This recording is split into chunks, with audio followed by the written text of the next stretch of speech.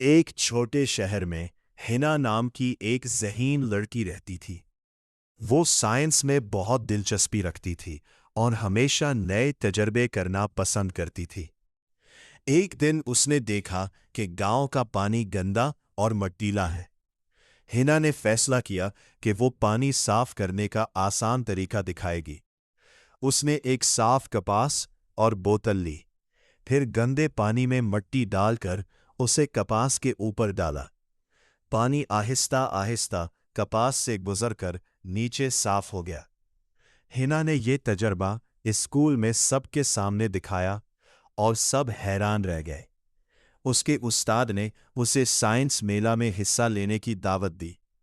हिना ने अपने आइडिया से इनाम जीता और साबित किया कि मेहनत, जुस्तजू और इल्म के जरिए बड़ी कामयाबियां हासिल की जा सकती है।